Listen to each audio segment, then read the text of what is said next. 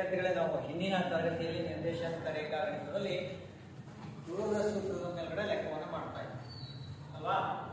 ದೂರದ ಸೂತ್ರದ ಮೇಲೆ ದೂರದ ಸೂತ್ರವನ್ನ ಯಾರಾದ್ರೂ ಹೇಳ್ತೀರಾ? ಒಬ್ಬರು ಎದ್ದಿಕೊಂಡಿರೋದು ದೂರದ ಸೂತ್ರ ಗುಂಪಲ್ಲಿ ಹೇಳಂಗಿಲ್ಲ, ಎದ್ದಿಕೊಂಡಿರೋದು ಬೇಗ. ದೂರದ ಸೂತ್ರ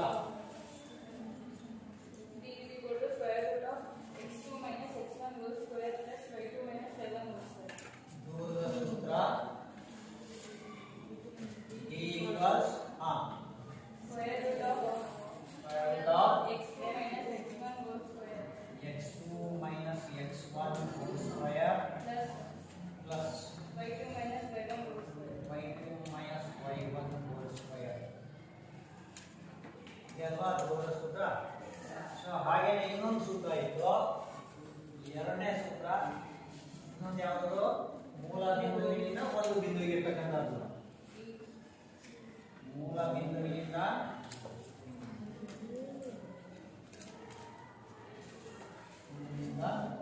ಯಾವುದೇ ಬಿಂದುವಿಗಿರುವ ದೂರ.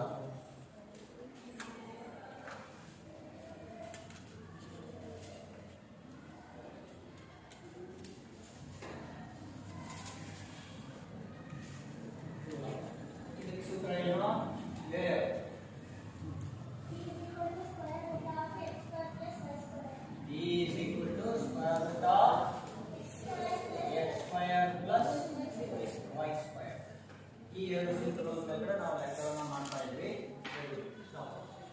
ದೂರದ ಸೂತ್ರ D equals square root of x2 minus x1 whole square plus y2 minus y1 whole square.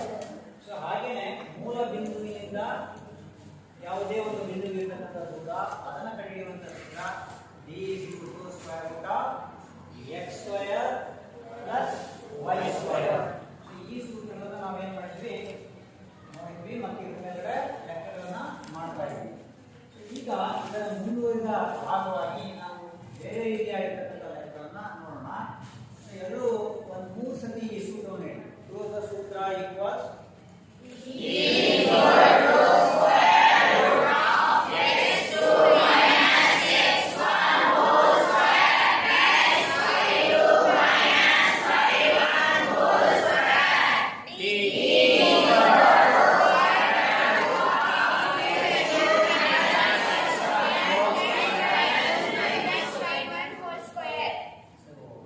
ಬರಬೇಕು. ಮೊದಲನೇ ಸರಿ ಹೇಳಿಲ್ಲ.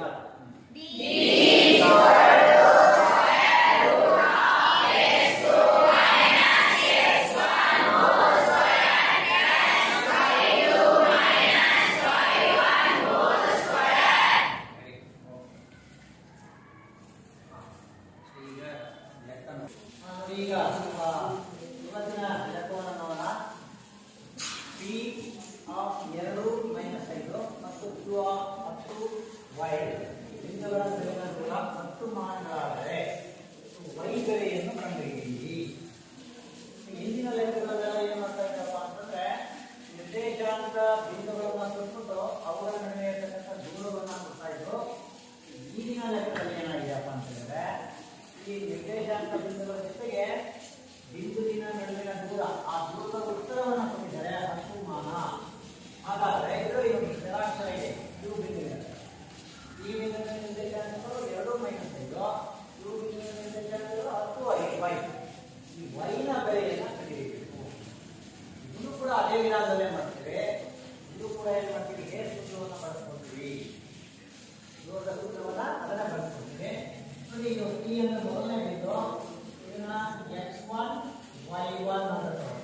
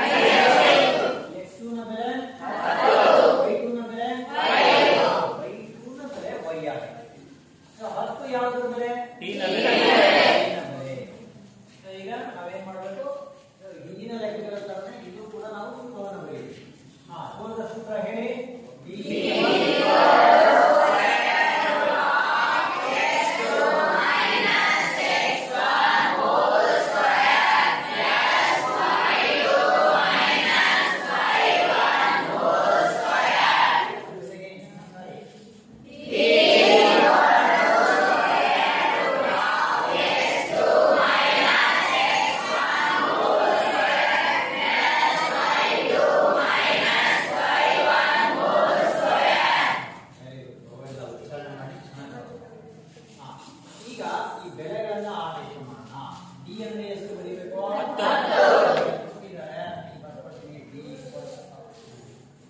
ಎಡಭಾಗದಲ್ಲಿ 10 ಈಕ್ವಲ್ಸ್ ವರ್ಗಮೂಲ. x2 ಅಂದ್ರೆ ಏನ್ ಬರೀಬೇಕು? 10. x2 ಏನ್ ಬರೀಬೇಕು? 10. ಚಿಹ್ನೆ ಮೈನಸ್. x1 ಅಂದ್ರೆ 2 ಮತ್ತೊಂದು ಮೈನಸ್ 2 ನೀವು ಕೊಟ್ಟಿರ್ತಕ್ಕಂಥ ಸೂತ್ರದಲ್ಲಿ ನ ಬೆಲೆಯನ್ನು ಆದೇಶ ಮಾಡಿದ್ದೇವೆ. ಈಕ್ವಲ್ಸ್ ವರ್ಗಮೂಲ ಅಥವಾ ಸ್ಕ್ವೇರ್ ರೂಟ್ ಆಫ್ x2 ಅಂದ್ರೆ 10 ಇದೆ, x1 ಅಂದ್ರೆ 2 2 ಹೋಲ್ ಸ್ಕ್ವೇರ್ ಪ್ಲಸ್ ಚಿಹ್ನೆ ಇದೆ. ಸೊ y2 ಅಂದ್ರೆ ಏನಾಗ್ತಿದೆಯಾ? y2 ಅಂದ್ರೆ ಚಿಹ್ನೆ ಯಾವುದು? y1 ಅಂದ್ರೆ ಎಷ್ಟು?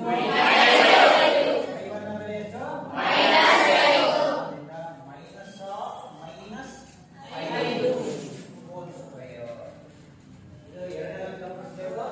y2 ಅಂತ ಹೇಳಿದ್ರೆ y2 ನ ಬೆಲೆ y ಇದೆ, ಸೂತ್ರದ ಒಳಗಡೆ ಮೈನಸ್ ಇದೆ, ಇದನ್ನ ಹಾಗೆ ಬರ್ಕೊಳ್ತೀವಿ.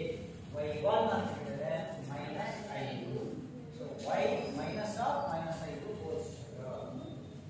ಎಡಭಾಗದಲ್ಲಿ 10 ನ ಇದನ್ನ ಹಾಗೆ ಇಟ್ಕೊಳ್ತೀವಿ. ಈಕ್ವಲ್ಸ್ ವರ್ಗಮೂಲ. ನೋಡಿ 10 - 2 ಯಾವ್ದು ಏನ್ ಮಾಡಬೇಕು? ಏನ್ ಮಾಡಬೇಕು?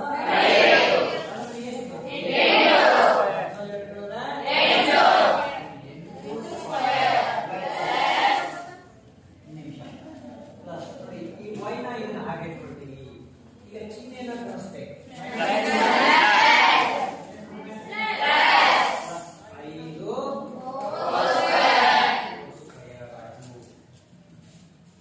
5 ಬಿಡಿಸ್ಕೊಂಡಿದ್ದೀವಿ. ಮತ್ತೆ ಇಲ್ಲಿ ಏನು ನಿರ್ದೇಶನ ಕೊಟ್ಟಿದೆ? ಮೈನಸ್ ಚಿಹ್ನೆಯನ್ನು ಕಳೆದಿದ್ದೇವೆ. ಇವೆರಡು ಸಂಖ್ಯೆಗಳು. ಸೊ ಹಾಗಾಗಿ 10 8 ಸ್ಕ್ವೇರ್ ಪ್ಲಸ್ ಈಗ ಇದನ್ನು ಬಿಡಿಸ್ಕೊಂಡಿದ್ದೀವಿ ಚಿಹ್ನೆಯನ್ನ y ಪ್ಲಸ್ 5 ಹೋಲ್ ಸ್ಕ್ವೇರ್ ಆಗಿ. ಈಗ ಇಲ್ಲಿ ಚರಾಕ್ಷರ ಇದೆ, ಇದನ್ನ ನಾವು ವರ್ಗ ಮಾಡಬಹುದು. ಅಂದ್ರೆ ಇಲ್ಲಿ ಚರಾಕ್ಷರ ಇರೋದ್ರಿಂದ ಅದನ್ನ ಹಾಗೆ ಬರೀಲಿಕ್ಕೆ ಸಾಧ್ಯ ಇಲ್ಲ. ನೋಡಿ ಇನ್ನೊಂದು ಸ್ಟೆಪ್ ಅನ್ನು ಬರೀತಾ ಇದ್ದೀನಿ. 10 ಇದನ್ನ ಹಾಗೆ ಬರೀತಾ ಇದ್ದೀವಿ. ಈಕ್ವಲ್ಸ್ ವರ್ಗಮೂಲ 8 ನ 2 ಭಾಗ. 8 ಸ್ಕ್ವೇರ್ ಅಂದ್ರೆ ಏನು? 2 ಬಾರಿ. ಹಾಗಾದ್ರೆ 8 ಎಷ್ಟಾಗ್ತದೆ? ಈ 64 ಇಲ್ಲಿ ಬರೀತಾ ಇದ್ದೇನೆ. ಈಗ ನಾವು a plus b whole square ಪ್ರಕಾರ ವಿಸ್ತರಣೆ ಮಾಡ್ಕೊಳ್ಳೋಣ. ಯಾವುದು? a plus b whole square. So a plus b whole square ಅಂತ ಏನು ಅಂತ ಹೇಳ್ತೀರಾ? a plus b whole square. ಒಬ್ಬರು ಯಾರಾದ್ರೂ ಹೇಳಿ a plus b whole square. ಬೇಗ ಕುತ್ಕೊಂಡು ಹೇಳ್ಬೇಡಿ. ಅಲ್ಲಿ ಕೂತು ಹೇಳ್ಬೇಡಿ. ತಪ್ಪರಾಗಿ ಸರಿನಾಗಿ ತಪ್ಪಿದ್ರೆ ಸರಿಪಡಿಸ್ಕೊಳ್ಳಿ. ಬೇಗ ಫಾಸ್ಟ್.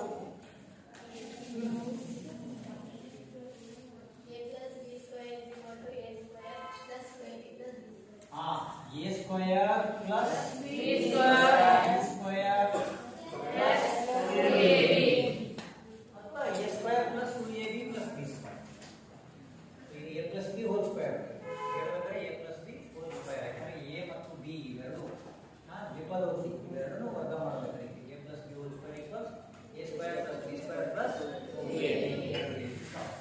ಸೊ ಅದರ ಆಧಾರದ ಮೇಲೆ ನಾವು ಏನು ಮಾಡ್ತೀವಿ? ಈಗ ಇದನ್ನ ವಿಸ್ತರಣೆ ಮಾಡ್ಕೊಳ್ತೀವಿ. ನೋಡಿ y plus 5 whole square. y plus 5 whole square. So ನೋಡಿ a ಇರೋ ಜಾಗದಲ್ಲೆಲ್ಲ y ಬರೀಬೇಕು, b ಇರೋ ಜಾಗದಲ್ಲೆಲ್ಲ i ಬರೀಬೇಕು. ಆಗ ಇದೇನಾಗ್ತದೆ? a ಅಂದ್ರೆ ಬರೀಬೇಕು y square plus 5 square, b ಅಂದ್ರೆ 5 ಪ್ಲಸ್ 2 a ಅಂದ್ರೆ y, b ಅಂದ್ರೆ 5. y ಸ್ಕ್ವೇರ್ ಇದನ್ನ ಹಾಗೆ ಬರ್ಕೊಳ್ತೇವೆ. ಪ್ಲಸ್ 5 ಸ್ಕ್ವೇರ್ ಅಂದ್ರೆ ಏನು ಮಾಡಬೇಕು? 5ನ 2 ಸ್ಕ್ವೇರ್ ಮಾಡಿಸಬೇಕು. 5 5 ಎಷ್ಟಾಗ್ತದೆ? 25 ಪ್ಲಸ್ 5 2 10 10 into y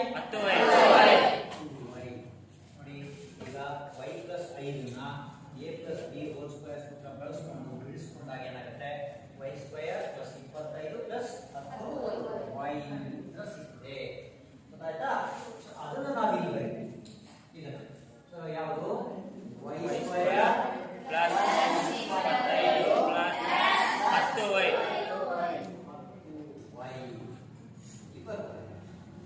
ಹೀಗಾಗಿ ಎಡಭಾಗದಲ್ಲಿರ್ತಕ್ಕಂಥದ್ದು ಪೂರ್ಣ ಸಂಖ್ಯೆ, ಆದರೆ ಬಲಭಾಗದಲ್ಲಿ ವರ್ಗಮೂಲ ಇದೆ. ಈ ವರ್ಗಮೂಲ ತೆಗಿಬೇಕಪ್ಪ ಅಂತಂದ್ರೆ ನಾವು ಎರಡು ಕಡೆ ವರ್ಗ ಮಾಡೋಣ. ಎರಡು ಕಡೆ ಎಡಭಾಗ ಮತ್ತು ಬಲಭಾಗ ಎರಡು ಕಡೆ ವರ್ಗ ಮಾಡೋಣ. ಈ ಎರಡು ಕಡೆ ವರ್ಗ ಮಾಡಿದಾಗ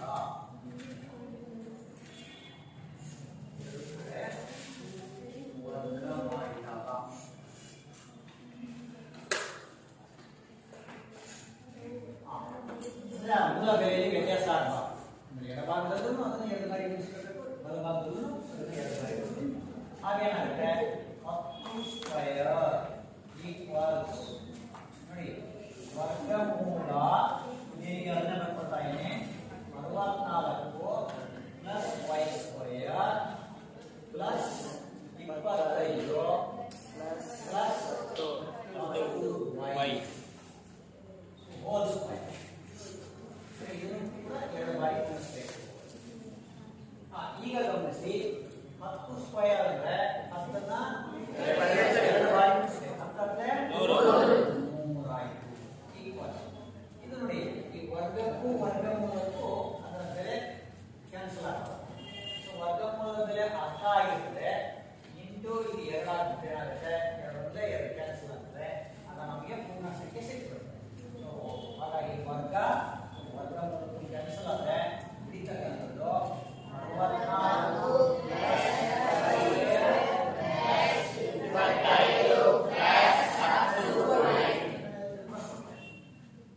ಸೊ ಈಗ ಎಡಭಾಗದಲ್ಲಿರ್ತಕ್ಕಂಥ ನೋಡನ್ನು ಹಾಗೆ ಇಟ್ಕೊಳ್ತೀನಿ ಈಕ್ವಲ್ಸ್ ಬಲಭಾಗದಲ್ಲಿ ನೋಡಿ ಈಗ 64 ಇದೆ 25 ಅವೆರಡನ್ನ ಕೂಡಿದ್ರೆ ಎಷ್ಟು ಬರ್ತದೆ? 64 ಪ್ಲಸ್ 25 ಎಷ್ಟಾಗ್ತದೆ? 89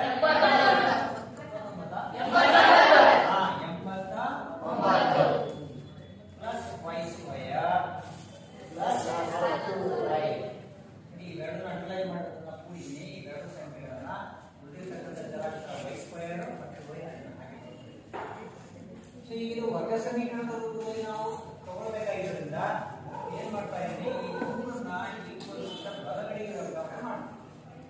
ಹಾಗೇನಾಗ್ತದೆ ಎಡಭಾಗದಲ್ಲಿ 0 ಈಕ್ವಲ್ 89 ಮೈನಸ್ 89 ಮೈನಸ್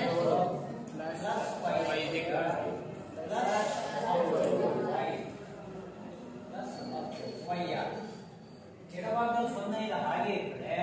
ಈಗ ನೋಡಿ ವ್ಯತ್ಯಾಸ ಎಷ್ಟು ಬರ್ತದೆ? ಎಷ್ಟು ಬರ್ತದೆ? ಚಿಹ್ನೆ ಯಾಕೆ ದೊಡ್ಡ ಸಂಖ್ಯೆ ಚಿಹ್ನೆ ಸಂಖ್ಯೆ 100 ಇರೋದ್ರಿಂದ ಇವೆರಡರ ವ್ಯತ್ಯಾಸ -11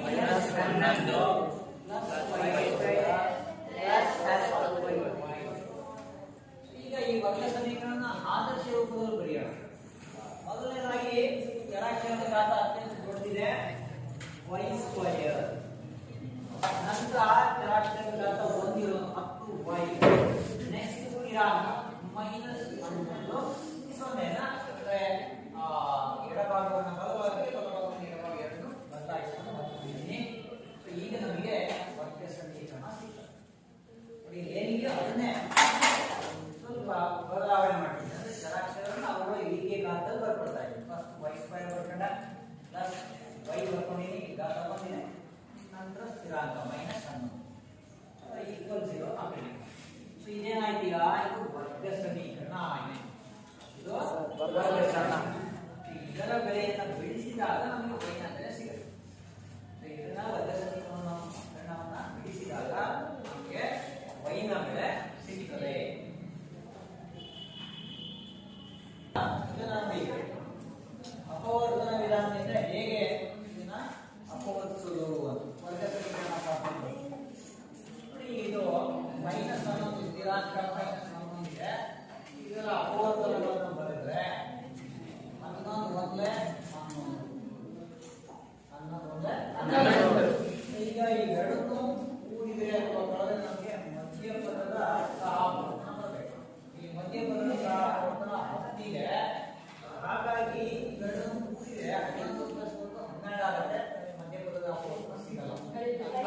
ಕಡಿಬೇಕು ಅಂತ ಹೇಳಿದ್ರೆ ಸಂಖ್ಯೆಗೆ ಮೈನಸ್ ಹಾಕೋಣ. ಗೊತ್ತಾಯ್ತಾ? ನೋಡಿ ಈಗ ಗುಣಿಸಿ ಮೈನಸ್ ಮೈನಸ್ ಆಯ್ತು 11. ಈಗ 11ರಲ್ಲಿ ಒಂದನ್ನ ಕಳೆದ್ರೆ ನಮಗೆ ಪ್ಲಸ್ 10 ಉಳಿದಿದೆ.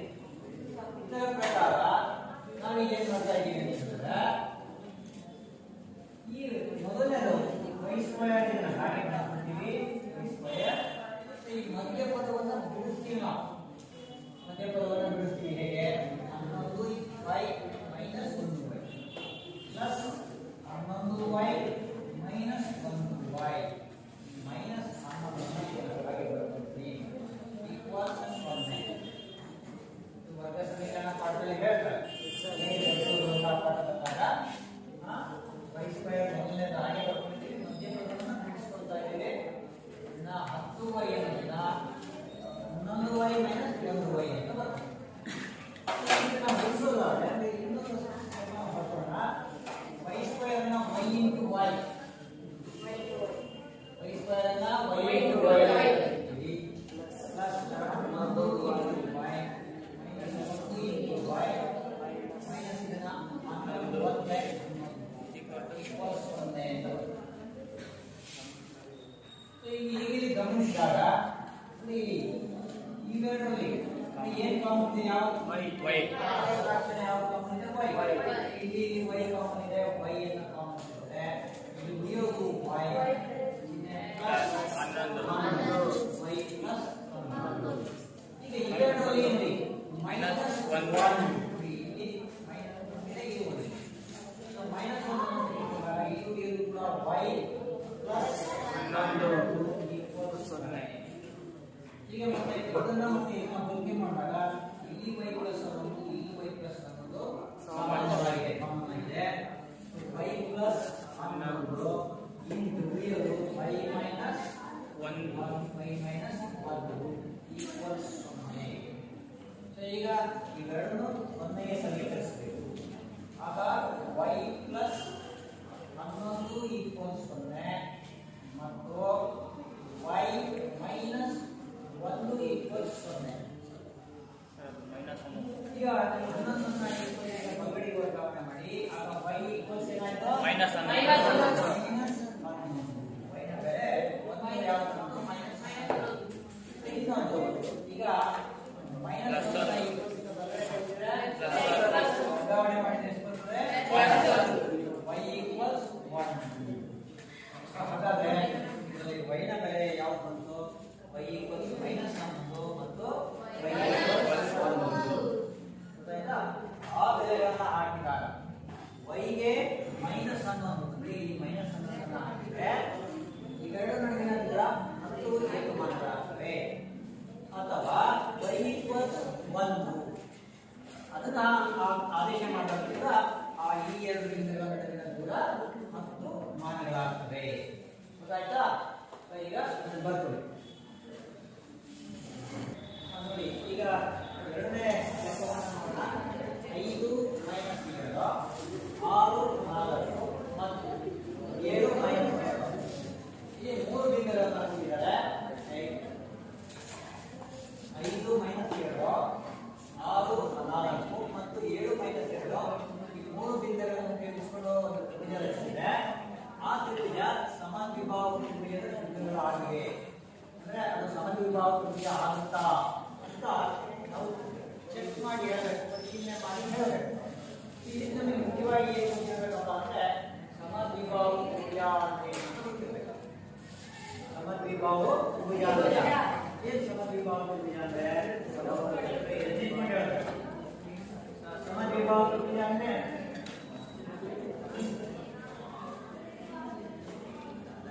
ಒಂದು ತ್ರಿಭುಜದಲ್ಲಿ ಯಾವುದಾದ್ರೂ ಎರಡು ಭಾಗಗಳು ಸಮಾನವಾಗಿದ್ದರೆ, ಒಂದು ತ್ರಿಭುಜದಲ್ಲಿ ಯಾವುದಾದ್ರೂ ಎರಡು ಭಾಗಗಳು ಇದ್ದರೆ ಅವುಗಳ ಅರ್ಥ ಒಂದಾಗಿದೆ, ಅವನ್ನ ನಾವು ಏನು ಕರೀತೀವಿ? ಸಮದ್ವಿಭಾವ ತ್ರಿಭುಜ. ನಾವು ತ್ರಿಭುಜದ ಆಕೃತಿಯನ್ನ ಹಾಕೋಣ. ತ್ರಿಭುಜದ ಆಕೃತಿಯನ್ನ ಹಾಕೋಣ. ನೋಡಿ ತ್ರಿಭುಜ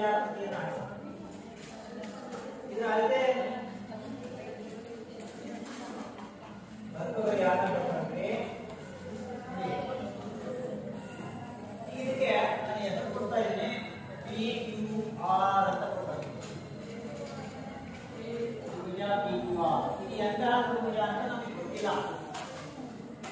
ಇದು ನಮಗೆ ಎಂತಹ ತ್ರಿಭುಜ ಅಂತ ಗೊತ್ತಿಲ್ಲ. ಈಗ ನಾವೇನ್ ಮಾಡ್ಬೇಕಪ್ಪ ಅಂದ್ರೆ ನೋಡಿ, ಈ ಒಂದು ಬಿಂದುಗಳನ್ನು ತೆಗೆದುಕೊಳ್ಳೋಣ. ಇದನ್ನ 5 ಮೈನಸ್ 2ನ ಈ ಬಿಂದುವಿನ ನಿರ್ದೇಶಾಂಕ ಅಂತ ತಗೊಳ್ತೀವಿ. 5 ಮೈನಸ್ 2ನ ಈ ಬಿಂದುವಿನ ನಿರ್ದೇಶಾಂಕ, 6 4ನ ಈ ಬಿಂದುವಿನ ನಿರ್ದೇಶಾಂಕಗಳು ಅಂತ ತಗೊಳ್ತೀವಿ. 7 ಮೈನಸ್ 2ನ 6 ಬಿಂದುವಿನ ನಿರ್ದೇಶಾಂಕಗಳು ಅಂತ ತಗೊಳ್ತಾ ಇದ್ದೀವಿ. ಇದು ಮೊದಲನೇದು ಪಿ ಬಿಂದುವಿನ ನಿರ್ದೇಶಾಂಕ, ಎರಡನೇದು ಕ್ಯೂ ಬಿಂದುವಿನ ನಿರ್ದೇಶಾಂಕ, ಮೂರನೇದು ಆರ್ ಬಿಂದುವಿನ ನಿರ್ದೇಶಾಂಕಗಳನ್ನು ತಗೊಳ್ತಾ ಇದ್ದೀವಿ. ಇದು ತಗೊಂಡಾದ್ಮೇಲೆ ಇದು ಕೂಡ ನಾವು ದೊಡ್ಡ ಸೂತ್ರವನ್ನು ಉಪಯೋಗಿಸಿ ಪಿ ಕ್ಯೂನ ಬೆಲೆ ಕಂಡುಹಿಡಿಯಬೇಕು. ಪಿ ಮತ್ತು ದೂರ ಅದು ಎಷ್ಟು ಬರುತ್ತೆ, ಕ್ಯೂ ಮತ್ತು ಆರ್ ಬಿಂದುವಿಗಿಂತ ದೂರ ಇದು ಎಷ್ಟು ಬರುತ್ತೆ. ಹಾಗೆ ಆರ್ ಸಿ ಇದು ಬರ್ತಕ್ಕಂಥ ದೂರ ಎಷ್ಟಿದೆ ಅದನ್ನು ಕಂಡುಹಿಡಿದ್ರೆ ಮೂರು ಸೂತ್ರ ಏನ್ ಬರ್ತದೆ. ಒಂದ್ ವೇಳೆ ಮೂರು ಸೂತ್ರ ಒಂದೇ ಬಂದ್ರೆ ಅದು ಸಮಭಾವ ತ್ರಿಭುಜ. ಯಾಕಂದ್ರೆ ಎಲ್ಲ ಭಾವಗಳಾದ್ರೆ ಸಮ, ಎರಡು ಭಾವಗಳಾದ್ರೆ ಸಮ ಇದ್ಬಿಟ್ರೆ ಅದು ಸಮವಿಭಾವ. ಎಲ್ಲ ಭಾವಗಳಾದ್ರೆ ಬೇರೆ ಬೇರೆ ಬಂದ್ರೆ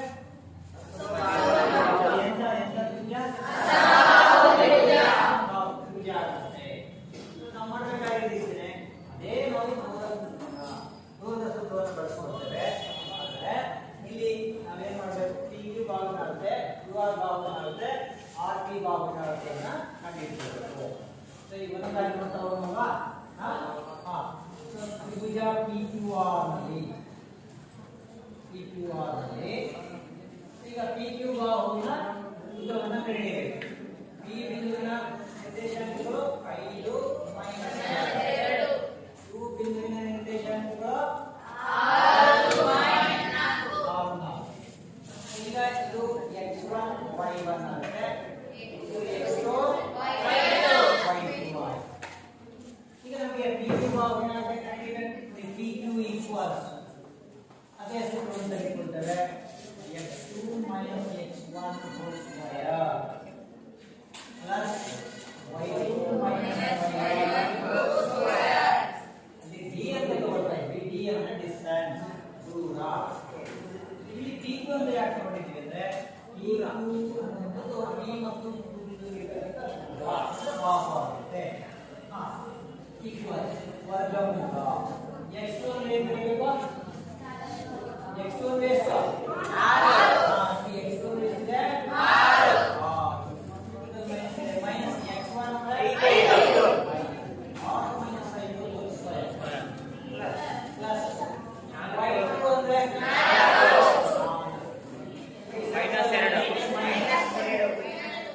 y1 ಅಂದ್ರೆ 4 minus of minus 2 whole square.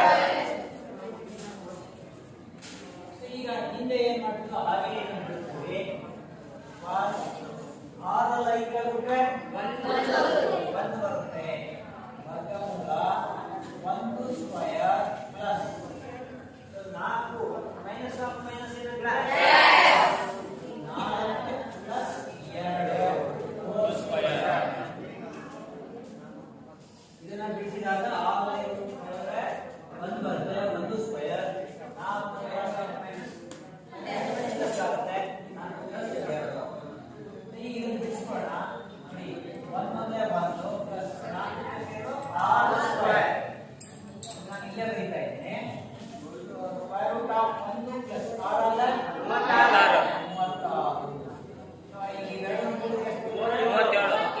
ವರ್ಗಮೂಲ 37. ಅಂದ್ರೆ ಈ ಕ್ಯೂ ಭಾಗದ ಉದ್ದ ಎಷ್ಟು ಬಂತು, ವರ್ಗಮೂಲ 7 ಬಂತು. ಈ ಕ್ಯೂ ಭಾಗದ ಉದ್ದ ಅಥವಾ ದೂರ, ಪಿ ಮತ್ತು ಕ್ಯೂ ಬಿಂದುಗಳ ನಡುವೆ ಇರತಕ್ಕಂಥ ದೂರ 37. ಈಗ ನೆಕ್ಸ್ಟ್ ಇವೆರಡು ಭಾಗ ಕ್ಯೂ ಮತ್ತು ಆರ್.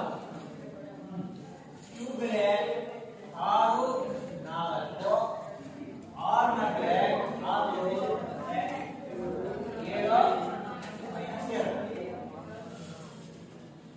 ಇದನ್ನ x1 y1 x2 y2 ಇಲ್ಲಿ ವರ್ಗಮೂಲ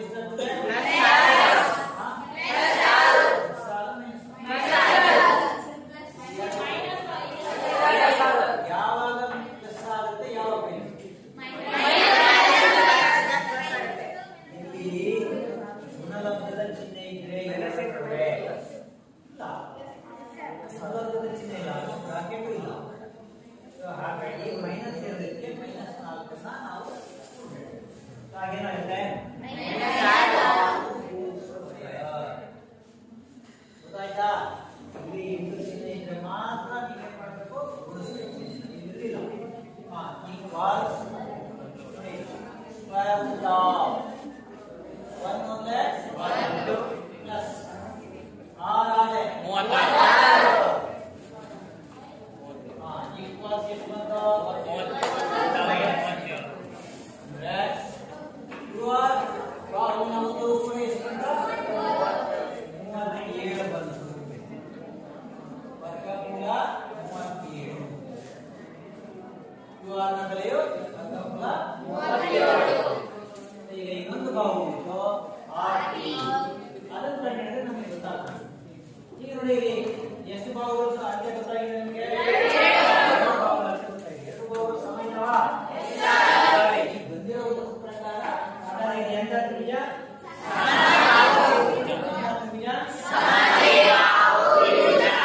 ಇನ್ನೊಂದು ಚೆಕ್ ಮಾಡಬೇಕು ಇನ್ನೊಂದು ಚೆಕ್ ಮಾಡುವಾಗ ಅದು ಇಷ್ಟೇ ಬಂತು ಆಗ ಏನ್ ಬದಲಾವಣೆ ಆಗುತ್ತೆ ಏನಾಗ್ತದೆ ಸಮಬಾಹು ತ್ರಿಭುಜ ಮೂರನೇ ಬಾಹು ಸಂಖ್ಯೆಯನ್ನು ಚೆಕ್ ಮಾಡಿದಾಗ ಅದು ಒಂದೇ ಒಂದು ಶೇಪ್ ಇದೆ ವರ್ಗಮೂಲ 37 ಬಂದ್ರೆ ಆಗ ಅದು ಸಮಬಾಹು ತ್ರಿಭುಜ ಆಗುತ್ತೆ ಇಲ್ಲ ಅಂದ್ರೆ ಸಮದ್ವಿಬಾಹು ಈಗ ಚೆಕ್ ಮಾಡೋಣ ಈಗ ನೆಕ್ಸ್ಟ್ ಯಾವುದು RT ಅಲ್ವಾ R ಬಿಂದುವಿನ ನಿರ್ದೇಶಾಂಕಗಳು ಯಾವುವು R ಬಿಂದುವಿನ ನಿರ್ದೇಶಾಂಕಗಳು 7 ಮೈನಸ್ 7 S ಬಿಂದುವಿನ ನಿರ್ದೇಶಾಂಕಗಳು ಸಾರಿ P ಬಿಂದುವಿನ ನಿರ್ದೇಶಾಂಕಗಳು 5 ಮೈನಸ್ 2 ಈಗ x1 y1 so ಈಗ next RT equals A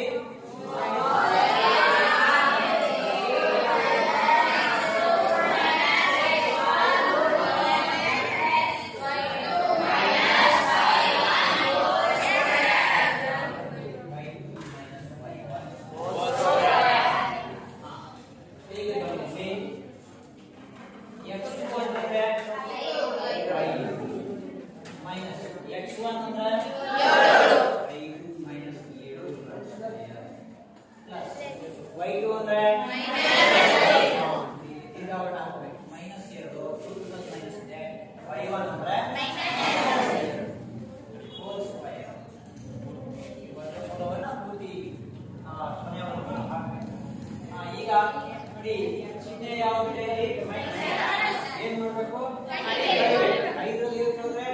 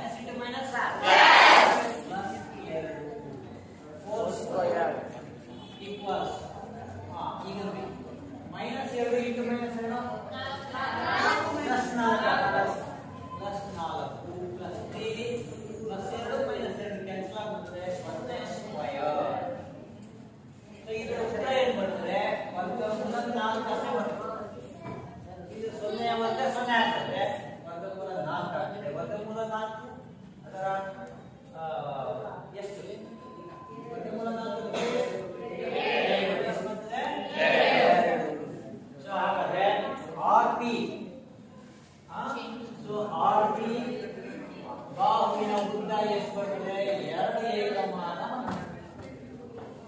RP ಬಾಹುವಿನ ಉದ್ದ so PQ ಬಾಹುವಿನ ಉದ್ದ ಎಷ್ಟು ಬಂತು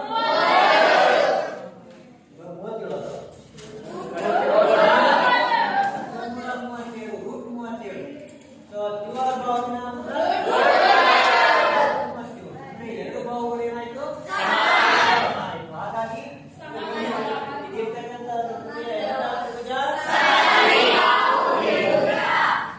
ನಾವು ಬರೀಬೇಕು ಎರಡು ಬಾಹುಗಳು ಸಮನಾಗಿರುವುದರಿಂದ ಇದು ಸಮದ್ವಿಬಾಹು ತ್ರಿಭುಜ ಅಂತ ಹೇಳಿ ಬರೀಬೇಕು. ಈಗ ನೋಡಿ ಈಗ ಮನೆಯಲ್ಲಿ ನಾಳೆ ಬರುವಾಗ ಇನ್ನೊಂದು ಲೆಕ್ಕವನ್ನ ಹಾಕಿದ್ದೇನೆ. ಈ ಲೆಕ್ಕವನ್ನ ನಾಳೆ ಮಾಡ್ಕೊಂಡು ಬರಬೇಕು. ನೋಡಿ P ಆಫ್ 2 ಮೈನಸ್ 3 ಮತ್ತು Q ಆಫ್ 10y ಬಿಂದುಗಳ ನಡುವಿನ ದೂರ 10 ಮಾನಗಳಾದರೆ